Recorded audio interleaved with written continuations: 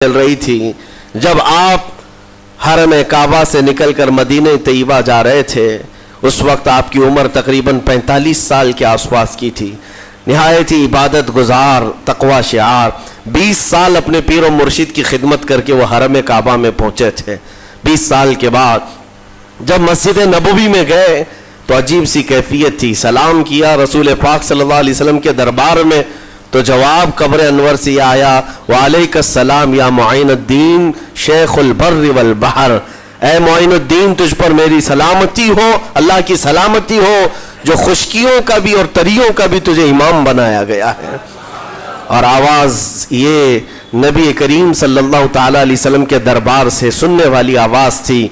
आप घबराए थे, थोड़ा सा सरासीनगी थी। ये हिंदुस्तान की तरफ इशारा करके मेरे आका सल्लल्लाहु ताला अलैहि वसल्लम ने फरमाया था कि तुझे हिंद की विलायत दी जाती है।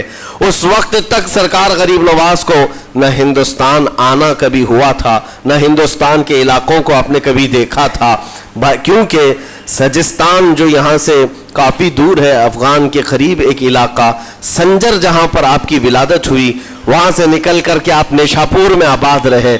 उसके बाद 40 साल के बाद हरम काबा और हरम मदीना में रहे। लेकिन अचानक ये बात कि तुम्हें हिंद की विलायत दी जाती है, एक ताज्जुब वाली बात है। नई जगह पर भेजा जा रहा है।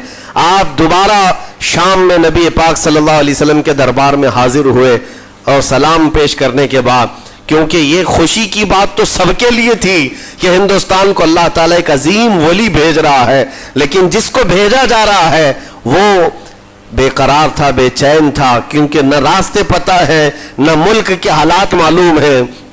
बारगाह मुस्तफ़ा सल्लल्लाहु अलैहि वसल्लम में दोबारा जब हाजिरी हुई, अर्ज किया, आका आपका हुक्म, उसकी तामील के लिए बंदा हाजिर है, लेकिन न ये फ़कीर हिंदुस्तान के रास्ते देखा है, न वहाँ के हालात मालूम है।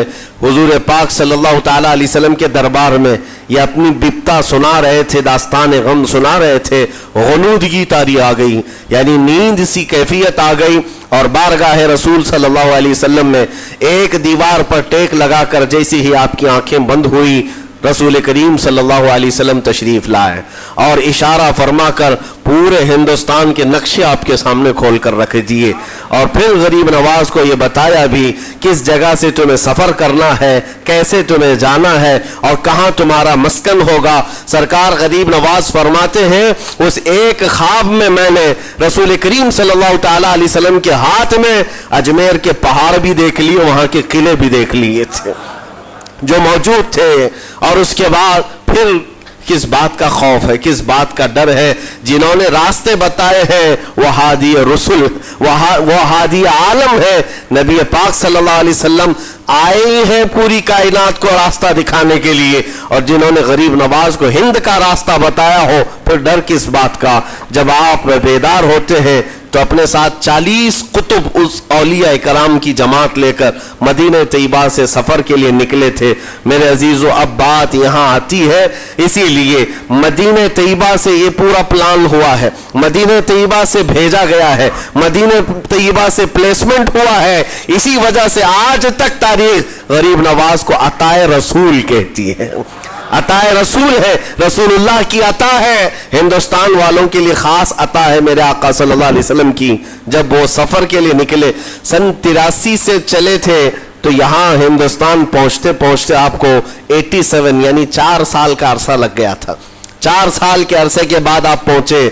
मेरे अजीजों, न प्लेनों का सफर, न जहाजों का सफर कि उड़ करके इधर से उधर आ गए। वो तो पैदल काफिला निकला था, दुर्वेशों का काफिला था। और वहां मदीने तैयबा से निकलकर बगदाद पहुंचे। बगदाद में औलिया कामिलीन की सोहबत पाई, वहां से फिर निशापुर, फिर उसके बाद हेरात और अफगान के इलाके होते हुए लाहौर पहुंचे।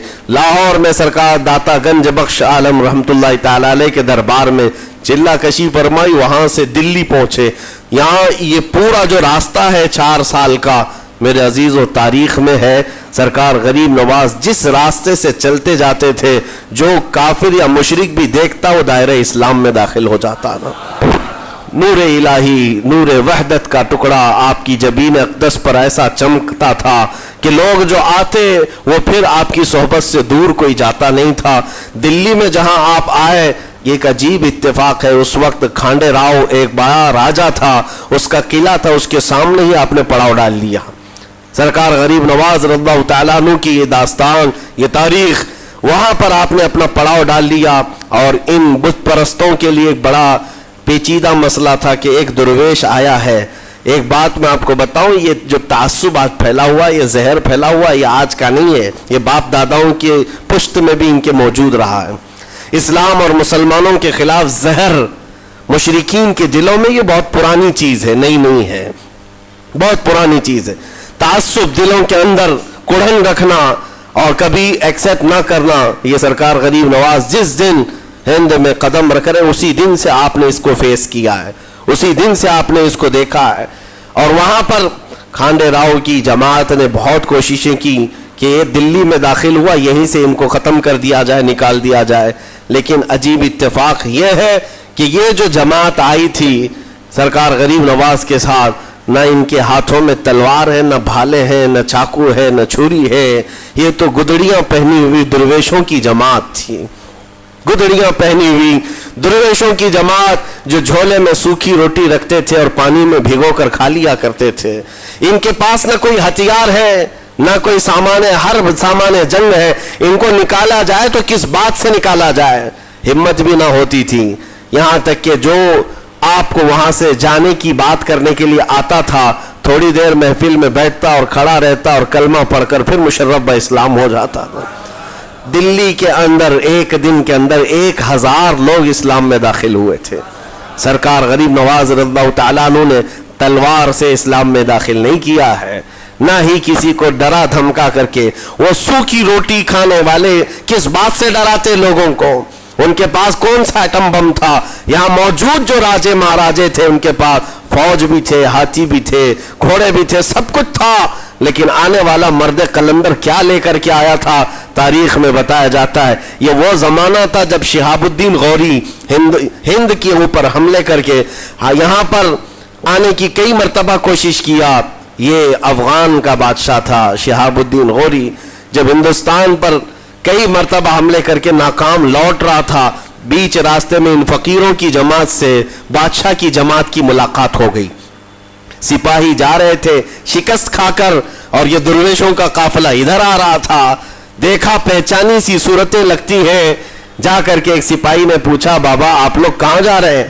تو بابا جو جماعت میں آ رہے تھے انہوں نے کہا ہندوستان فتح کرنے جا رہے ہیں.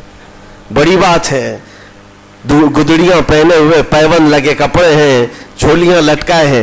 اور اس نے دیکھ کر کے کہا مارا سپاہی نے, کہا یہ دیکھتے ہو ہمارے بادشاہ کی فوج ہے, اس میں ہاتھی گھوڑوں کی تعداد دیکھو, ذرا سامان جنگ تو دیکھو, اس میں نیزے تلواروں کی چھنک تو دیکھو, اور آپ یہ چند فقیروں کی جماعت لے کر ہند فتح کرنے کی بات کر رہے ہیں.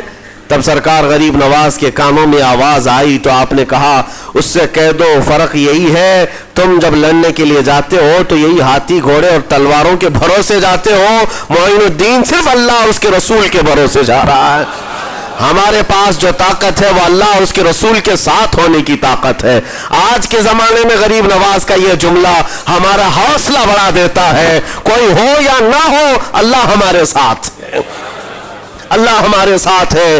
حالات جتنے بھی بدلتے جائیں لیکن میرے عزیزو اللہ حی و قیوم ہر چیز کو دیکھ رہا ہے, اس سے کوئی چیز غافل نہیں ہے. بعض لوگوں نے یہ شوشے چھوڑنا شروع کر دیے کہ اب ان کا مستقبل کیا ہوگا, اب ان کا فیوچر کیا ہوگا, نئی حکومتیں آئیں گی, نیا نظام آئے گا, اب تمہاری نہ مسجدوں کی خیر ہے, نہ میناروں سے آواز آئے گی, نہ تمہاری اذانوں کا اور نہ ہی تمہارے نمازوں کا کچھ فیوچر ہے. یہ سب باتیں ان لوگوں کے ذریعے سے آ رہی ہے جو کسی کے فضلہ خار ہیں یا کسی کے الیکشن کے پیسے کھائے ہوئے لوگ ہیں. میں کہتا ہوں جو سچا مومن ہے وہ اس بات پر عہد کرتا ہے, کربلا کی سرزمین پر بھی اذان کی آواز بند نہ ہو سکی تھی, جہاں بہتا خون بھی بتا رہا تھا اسلام زندہ ہوتا ہے ہر کربلا کے بعد.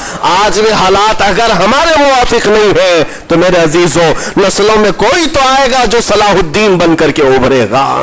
नस्लों में कोई तो आएगा जो गरीब नवाज का गुलाम बनकर मोइनुद्दीन बनकर के निकलेगा। इसलिए कि हालात हर वक्त एक तरह के नहीं होते। हमने तारीख देखी है और रब ताला का कानून है, कभी बादशाहों को फकीर बना देता है और कभी फकीरों को बादशाह का मनसब अता कर देता है। जब सरकार गरीब नवाज दिल्ली के सरजमीन पर आप बैठे हुए थे अपने सूफिया की जमात के साथ, एक दस्तरखान लगा हुआ था, दस्तरखान लगा हुआ है, औलिया इकराम की जमात है, एक दूसरे से बातचीत कर रहे हैं। दिल्ली में उस वक्त हालात अजीब थे। एक छोटा सा लड़का जिसकी उम्र 13 या 14 साल की रही होगी, वो अपने हाथ में खटोरी और एक तीर और तरकश लेकर के सामने से जा रहा था। औलिया की नजर उस पर पड़ी। सरकार गरीब नवाज ने नजर उठाकर देखी और सामने से मजमे से जाने वाले बच्चे बहुत सारे होते हैं, कोई आया गया, लेकिन गरीब नवाज ने नजर उठाकर देखा और फिर सूफिया की जमात से कहा कि देखना ये कल दिल्ली का बादशाह बनकर के निकलेगा, हिंदुस्तान की पूरी सल्तनत इसके पास होगी। तारीख में मौजूद है गरीब नवाज की जुबान से निकला हुआ ये जुमला। वो लड़का कोई और नहीं था, सुल्तान शमसुद्दीन अल्तमश, जो हिंदुस्तान का ताकतवर बादशाह बनकर के निकला था। हाँ, वो जिसको चाहे नवाज दे और जिसको चाहे उठा दे। अजीजा ने गिरामी वक़ार, हमारे इम्तिहान की घड़ी चल रही है। हमारे हालात अभी यानी बैक की तरफ अगर जा रहे हैं तो इसका मतलब ये नहीं है कि खत्म हो गए। हम ये देखते रहेंगे और रब ताला की मदद का इंतजार भी करेंगे। हमारे साथ जो कुछ भी जुल्म हो या नाइंसाफी हो, हर एक चीज के लिए हम इतना ही कहते हैं, ये वक्त भी गुजर जाएगा, रात हमेशा नहीं होती, सुबह का उजाला जरूर आएगा, सुबह का उजाला आएगा। अजीजा ने गिरामी वक़ार, सरकार गरीब नवाज रज़ियल्लाहु तआला अन्हु का वो जुमला याद रखो, हम अल्लाह और उसके रसूल के भरोसे जीते हैं, अल्लाह और उसके रसूल के भरोसे जीते हैं। ताकतें, कुव्वतें या तख्त और ताज हमारे मुखालिफ हो जाए तो ये नई बात नहीं है, इस्लाम के साथ ये हर बार होता रहा है, इससे पहले भी हुआ है। हालात हमारे मुखालिफ रहे। औलिया कामिलीन की जमातें देखिए, अहले बैत अतहार, रसूलुल्लाह की आल, इतने में आपको शहादत के वाकयात अगर बता दूं, आपको तो सिर्फ एक करबला मालूम होगा, एक करबला सुना होगा कसरत से, लेकिन जानते हो रसूलुल्लाह की आल में से कई ऐसे साहबजादे हैं जिनको जेलों में एक एक साल नहीं 7 साल 8 साल तक बंद रखा गया। इमाम मूसा काजिम रज़ियल्लाहु तआला अन्हु को 7 साल तक जेल में रखा, जंजीरों से बांधा और जहर देकर के उनको शहीद किया गया है। हज़रत इमाम मोहम्मद बिन हसन अस्करी 20 साल तक जेल में काटे हैं। ये रसूलुल्लाह के घर वालों की बात कर रहा हूं। सैयदना ज़ैद शहीद जिनको सूली पर चढ़ा दिया गया था, ये इमाम हसन मुज्तबा की औलाद में से है। ये सारे खूनी दास्ताने यहां इस्लाम की तारीख में मौजूद है। जब इस्लाम उस वक्त नहीं रुका तो अब क्या खाक रुकेगा? इस्लाम अब नहीं रुकना है, कयामत तक इसकी हिफाजत अल्लाह करीम फरमाएगा, अल्लाह करीम फरमाएगा। हम जैसे आएंगे और चले जाएंगे, लेकिन इस्लाम को फलना फूलना है, ये फलता फूलता ही रहेगा इंशाअल्लाह। आपकी जिम्मेदारी इतनी है, आपकी इतनी जिम्मेदारी है, हालात देख करके बच्चों को ये न कहना कि बेटा आप जैसे हालात चल रहे हैं वैसे ही चलते रहो। नहीं, अपने बेटों को ये तरगीब देना कि बेटा आज हम इम्तिहान की घड़ी में हैं, कल अगर अल्लाह ने हालात अच्छे कर दिए तो याद रखना, जिस जगह बुतकदे बने हमारी मस्जिदों को तोड़कर, इंशाअल्लाह वहां से अजान की आवाज फिर से गूंजेगी। अजान की आवाज है, ये बच्चों को नसीहत होनी चाहिए। हमारी तारीख मिटाने से मिटती नहीं है, एक दौर आएगा फिर जब अल्लाह करीम चाहे तो ये तारीख खुल करके लोगों के सामने आए। हम किसी पर जुल्म करने की इजाजत हरगिज नहीं देते, और साथ ही इस्लाम ये भी कहता है जुल्म हो जाए तो सहने की इजाजत भी नहीं है। आपको हक बात बोल कर जाना है, हक बात पहुंचा करके जाना है। बोलने में क्या है, हमारी जुबान काटी जाएगी, हमारी गर्दन मारी जाएगी, लेकिन हक बात की हिफाजत नस्लों तक मुंतकिल करना अल्लाह करीम की तरफ से एक बहुत बड़ा इनाम है, इसका बहुत बड़ा इनाम है। ये तो हम कर ही सकते हैं, हमारी नस्लों को ये बात बताएंगे इंशाअल्लाह अज़ीज़। ये गरीब नवाज का हिंदुस्तान कल भी था, आज भी और हमेशा रहेगा इंशाअल्लाह। सरकार गरीब नवाज का फैलाया हुआ ये चिराग कभी फूंक के फूंकों से बुझाया तो नहीं बुझाया जा सकता। आप दिल्ली की सरजमीन से जब अजमेर मुअल्ला पहुंचे थे, ये तकरीबन 7 महीने का सफर था गालिबन। इस सफर के दौरान کئی ہزار لوگ اسلام میں داخل ہوئے تھے، اور آپ کو اس کے بعد کی تاریخی حالات معلوم ہے۔ جادوگروں نے مقابلہ کیا، راجوں مہاراجوں نے، بادشاہوں نے مقابلہ کیا، اور فوج نے مقابلہ کیا، نہ جانے کتنے لوگ۔